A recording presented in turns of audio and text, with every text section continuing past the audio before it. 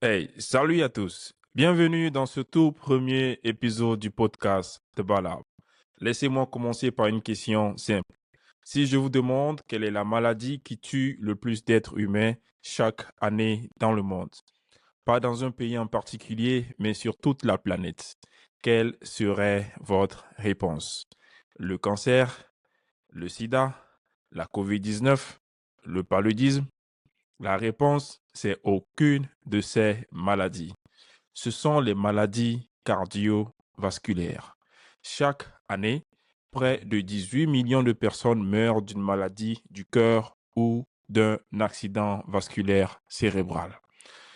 Cela représente environ un décès sur trois dans le monde. Et il faut aussi savoir qu'une personne meurt d'une maladie cardiovasculaire toutes les 2 secondes. Et pourtant, quand vous allumez la radio, quand vous faites défiler vos réseaux sociaux, quand vous discutez santé en famille ou entre amis, est-ce que c'est vraiment le sujet dont on parle? Est-ce qu'on en parle avec la même urgence, la même clarté, la même précision que mérite cette réalité? C'est précisément pour combler ce vide que ce podcast existe. Aujourd'hui, dans cet épisode inaugural, je veux vous donner quelque chose d'essentiel. Une carte mentale claire du risque cardiovasculaire. Pourquoi ces maladies sont-elles si répandues? Comment fonctionnent-elles? Quels sont les facteurs qui augmentent ce risque? Et surtout, pourquoi dit-on qu'il s'agit d'une priorité silencieuse? D'abord, quelques mots sur qui je suis et pourquoi je lance ce podcast. Je suis le docteur Kokou Deba Tigangba, médecin et titulaire d'un master en santé publique. Je suis affilié à une équipe de recherche à l'Université de Washington, au campus de Seattle, au sein du département de Global Health. Alors, nos travaux s'inscrivent dans le cadre de la prévention des maladies non transmissibles avec un focus central sur les maladies cardiovasculaires. Mon travail se situe ainsi à l'intersection de la médecine clinique, de la recherche en santé mondiale et de la santé publique.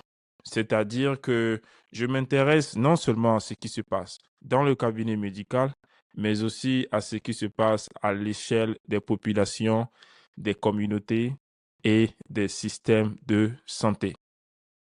Ce podcast repose sur une conviction simple. La science cardiovasculaire de haut niveau doit être accessible en français, pas seulement pour les médecins, mais pour tout le monde. Avant de commencer, je tiens à préciser, comme je le ferai dans chaque épisode, que ce podcast est un outil d'éducation et d'information médicale. Il ne remplace pas une consultation avec un professionnel de santé. Si vous avez des symptômes, des inquiétudes ou des questions sur votre santé personnelle, la bonne démarche est toujours de consulter votre médecin. Ceci dit, faisons une mise en contexte. Alors, selon les dernières estimations de l'Organisation mondiale de la santé, OMS, les maladies cardiovasculaires sont responsables de 17,9 millions de décès par an. Pour donner une image concrète de ce chiffre, c'est comme si chaque année, une bonne partie de la population de pays comme le Sénégal ou le Zimbabwe disparaissait entièrement. Chaque année. Ces maladies représentent 32% de l'ensemble des décès dans le monde. Autrement dit, une mort sur 3, où que vous soyez sur la planète, est due à une maladie cardiovasculaire. cardiovasculaires. Parmi ces décès, 85% sont causés par une crise cardiaque ou un accident vasculaire cérébral. Ce qui est encore plus frappant, c'est que les 3/4 de ces décès surviennent dans les pays à revenus faibles ou intermédiaires. Ce ne sont pas principalement des maladies de riches, contrairement à ce que l'on croit souvent. Pour les auditeurs d'Afrique francophone et de la diaspora africaine, ce point mérite une attention particulière. Pendant des décennies, les maladies infectieuses, comme le paludisme, la tuberculose, le VIH, ont dominé l'agenda de santé publique en Afrique. Et elles restent encore des priorités absolues. Mais ce que montrent les données actuelles, c'est qu'une transition épidémiologique est en cours. Les maladies non transmissibles, dont les maladies cardiovasculaires font partie, sont en forte progression sur le continent africain. Des travaux publiés dans la revue Circulation montrent que les maladies cardiovasculaires représentent désormais la principale cause de décès liée aux maladies non transmissibles en Afrique subsaharienne. Mais je voudrais m'arrêter quelques instants sur les chiffres spécifiques à l'Afrique, parce qu'ils sont à la fois très parlants et encore trop peu connus. Selon une analyse publiée en 2025 dans Scientific Reports, basée sur les données de l'OMS pour la région africaine, les MNT représentaient 37% de l'ensemble des décès en année 2019. C'est presque le double de la proportion enregistrée en 2000 qui était estimée à 24%. Donc, en seulement 20 ans, la part des MNT dans la mortalité africaine a donc quasiment doublé. Et dans ce total, les maladies cardiovasculaires représentent 37% de tous les décès par MNT, ce qui en fait de loin la première cause de mort par maladie non transmissible sur le continent. Sur la charge en valeur absolue, une analyse du Global Burden of Disease portant sur 46 pays d'Afrique subsaharienne publiée en 2024 montre que le nombre de décès cardiovasculaires dans la région a augmenté de 131,7% entre 1990 et 2019. Plus d'1 million de personnes meurent chaque année de maladies cardiovasculaires en Afrique subsaharienne. Et les taux de DALY, qui sont des mesures qui combinent années de vie perdues et années vécues avec un handicap, sont parmi les plus élevés au monde pour l'Afrique de l'Ouest. Sur l'hypertension spécifiquement, une méta-analyse publiée dans Cardiovascular Research, la revue de la Société européenne de cardiologie, montre qu'environ 1 adulte sur 3 en Afrique est hypertendu, avec des prévalences atteignant 54% dans certains pays, ce qui place l'Afrique parmi les régions les plus affectées au monde. Et ce qui rend cette situation plus préoccupante, c'est que seuls 7% des individus hypertendus en Afrique ont une pression artérielle contrôlée. 7%. Cela veut dire que 93% des individus hypertendus sur le continent vivent avec un risque cardiovasculaire non maîtrisé. Et une projection qui devrait nous faire réagir vient de l'OMS qui estime que les décès prématurés par MNT pourraient atteindre 3,8 millions d'ici 2030 en Afrique subsaharienne, soit 51% de toute la mortalité prématurée de la région. Les MNT seraient alors la première cause de mortalité en Afrique, devant les maladies infectieuse. C'est dans ce contexte que notre équipe travaille depuis l'Université de Washington sur les stratégies de prévention adaptées à ces réalités. Et c'est également ce qui donne à ce podcast une raison d'être particulière. Il existe un déficit considérable d'informations cardiovasculaires de qualité en français, ancrées dans des données africaines accessibles aux populations qui en ont le plus besoin. Alors, une clarification sur le terme silencieuse, qui a deux sens dans ce contexte. Le premier sens est biologique. Les principaux facteurs de risque cardiovasculaire, comme l'hypertension artérielle, le diabète, l'hypercholestérolémie, sont souvent asymptomatiques pendant des années, parfois pendant des décennies. C'est pourquoi l'hypertension est souvent appelée le tueur silencieux. Le deuxième sens est communicationnel et politique. Malgré le poids considérable de ces maladies, elles reçoivent bien moins d'attention publique que d'autres pathologies. Les campagnes de prévention cardiovasculaire sont rares. J'ai même envie de dire très rares. L'information de qualité sur le sujet est presque inexistante en français, surtout adaptée aux réalités africaines. Alors, 3 idées reçues à déconstruire. La première, c'est que les maladies cardiovasculaires, c'est pour les vieux. C'est faux. Et pour étayer, je dirais que les événements touchent les personnes de plus en plus jeunes. La seconde, c'est que si j'avais quelque chose de grave, je le saurais. Faux. L'hypertension artérielle, le diabète, la dyslipidémie peuvent évoluer sans aucun symptôme. 3. Ce sont les maladies des pays riches. C'est aussi faux. 75% de décès cardiovasculaires surviennent, comme je l'ai dit tantôt, dans les pays à revenus faibles ou intermédiaires. Alors, ceci nous avance dans le bloc des mécanismes. On va parler maintenant de science. La question inaugurale, c'est qu'est-ce qu'une maladie cardiovasculaire? Le terme recouvre un spectre large de pathologies qui affectent le cœur et les vaisseaux sanguins. Ce ne sont pas une seule maladie, mais un groupe de maladies qui partagent des mécanismes et des facteurs de risque communs.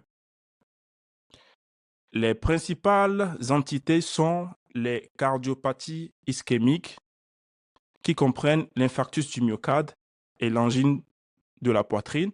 On a également les accidents vasculaires cérébraux ou AVC, l'insuffisance cardiaque et les artériopathies oblitérantes des membres inférieurs, encore appelées AOMI. La grande majorité de ces maladies partagent un mécanisme central, l'athérosclérose. L'athérosclérose, c'est un processus progressif de dépôt et d'accumulation de plaques, appelé plaques d'athérome, à l'intérieur de la paroi des artères.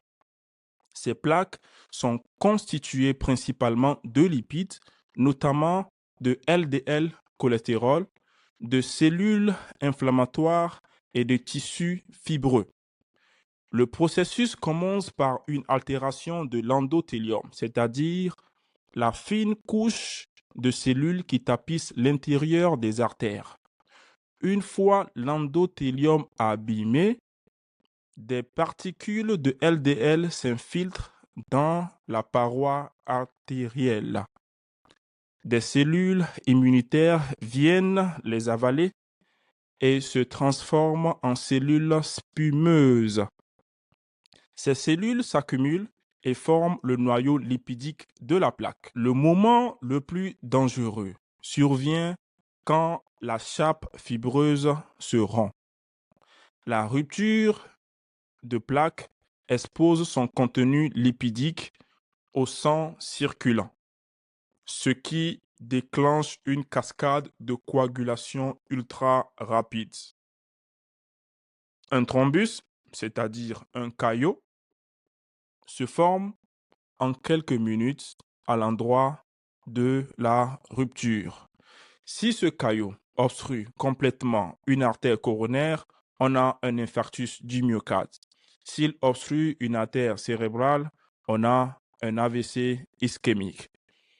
C'est ce processus lent, silencieux, progressif qui explique pourquoi on peut se sentir parfaitement bien pendant des décennies et puis avoir un événement cardiovasculaire brutal qui semble tomber du ciel, mais qui était en réalité en préparation depuis des années.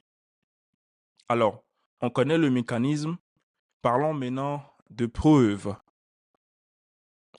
Preuves scientifiques, bien évidemment. Les données du Global Burden of Disease de 2019 confirment que les cardiopathies ischémiques sont la première cause de décès dans le monde, avec environ 9 millions de décès par an, suivi de près par les AVC avec environ 6,5 millions de décès. L'étude Interheart, publiée dans The Lancet en 2004, a inclus plus de 15 000 patients ayant eu un premier infarctus dans 52 pays sur tous les continents. Sa conclusion est remarquable. 9 facteurs de risque, tous modifiables, expliquent plus de 90% du risque d'infarctus du myocarde dans toutes les régions du monde, chez les hommes comme chez les femmes.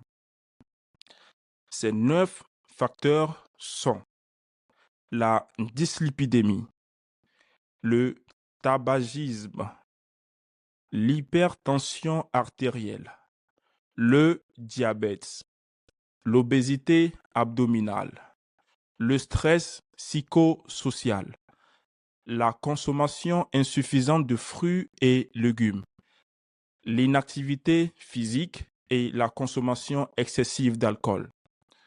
Ce résultat est à la fois décourageant et porteur d'espoir. Porteur d'espoir parce que si tous ces facteurs sont modifiables, cela veut dire que la grande majorité des infarctus sont en théorie évitables. Et c'est précisément ce que confirme une autre étude clé de l'OMS avec ces chiffres, qui dit que jusqu'à 80% des crises cardiaques et des AVC prématurés pourraient être évités par des mesures de prévention. 80%. 4 événements sur 5. Ceci nous fait transiter au bloc qui parlera essentiellement des facteurs des risques. Les facteurs non modifiables comprennent l'âge. Ce qu'il faut savoir par rapport à l'âge, c'est que le risque augmente significativement à partir de 45 ans chez les hommes et 55 ans chez les femmes. Le sexe, les antécédents familiaux et les origines ethniques viennent compléter le tableau.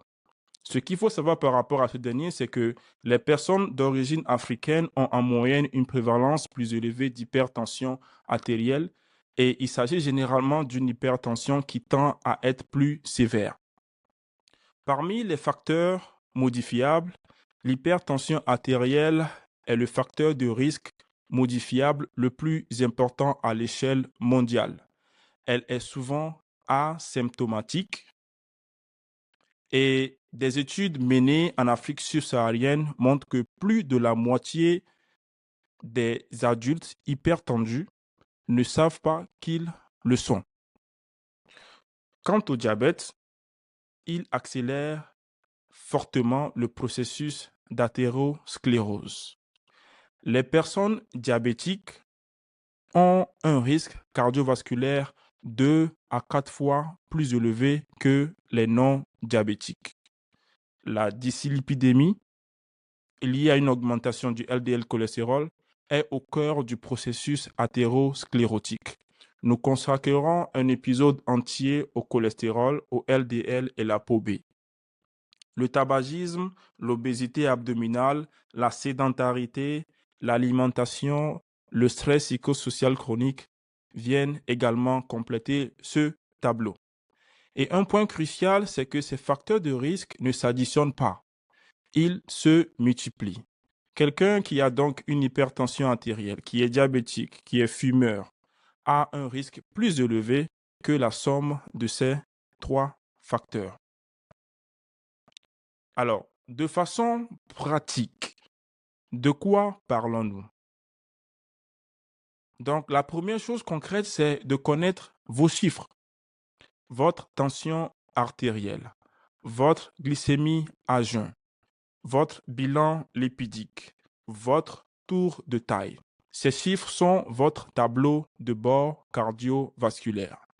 Si vous n'avez pas eu de bilan dans les 2 dernières années, la première action que vous pouvez prendre après cet épisode, c'est de prendre rendez-vous avec votre médecin. La deuxième chose, ce sont des questions à poser à votre médecin. Vous direz, docteur, quelle est ma pression artérielle? Est-ce que j'ai fait un bilan lipidique récemment? Quel est mon risque cardiovasculaire global? Y a-t-il des antécédents familiaux cardiovasculaires dans ma famille dont vous avez connaissance? Des questions simples mais essentielles. Alors, que sait-on des niveaux de prévention? On en a 3 niveaux primordiaux. En 1, empêcher les facteurs de risque d'apparaître. Ceci se passe généralement au niveau des politiques de santé publique et des événements favorables. On a la prévention primaire, agir sur les facteurs de risque déjà présents pour éviter le premier événement. Prévention secondaire pour des personnes ayant eu un événement, essentiellement éviter la récidive. Parlons maintenant des limites. Dans ce podcast, je tiens à être systématiquement honnête sur les limites des preuves disponibles. Premièrement, la grande majorité des études cardiovasculaires ont été conduites en Europe, en Amérique du Nord et en Asie de l'Est. Les populations africaines, d'Afrique subsaharienne et d'Afrique du Nord ont largement été sous-représentées. Certains seuils et modèles de risque ne sont pas directement transposables. Deuxièmement, les risques de scores cardiovasculaires les plus utilisés, comme le score de Framingham par exemple, ont été développés sur des populations blanches américaines. Leurs performances dans la population africaine sont moins bien établies. Troisièmement, nous avons encore des angles morts importants sur les niveaux de prévalence et d'efficacité des interventions dans des contextes spécifiquement africains. Nous arrivons ainsi à la fin de ce premier épisode. Voici 3 messages que je veux que vous reteniez. Message numéro 1. Une priorité évitable. Les maladies cardiovasculaires sont la première cause de mort dans le monde. Et ce n'est pas une fatalité. Jusqu'à 80% des événements prématurés pourraient être prévenus. Ce n'est pas une loterie, c'est un processus que l'on peut en grande partie influencer. Message numéro 2. Le silence est le plus grand danger. L'hypertension artérielle, le diabète, l'hypercholestérolémie sont silencieux pendant des années. Vous ne pouvez pas compter sur vos symptômes pour vous alerter. Vous devez comprendre, connaître vos chiffres. Le dépistage actif et régulier est non négligeable. Message numéro 3. Comprendre, c'est déjà agir. La literacy, en santé qui est la capacité à comprendre et à utiliser l'information médicale est un déterminant puissant de la santé. Plus vous comprenez comment fonctionne votre cœur et vos vaisseaux, mieux vous êtes armé pour prendre soin de vous. Dans le prochain épisode, nous allons entrer dans le détail de l'hypertension artérielle. Nous allons démolir les mythes, expliquer les mécanismes, passer en revue les preuves et vous donner des outils concrets. Si cet épisode vous a été utile, partagez-le. Il y a probablement autour de vous des personnes qui ont besoin de cette information. Un proche qui ne sait pas qu'il est hypertendu, un ami qui croit que les maladies cardiovasculaires ne le concernent pas encore. Je suis le docteur Kokou Teba Tigangpa. Merci de m'avoir écouté et à très bientôt. Au revoir.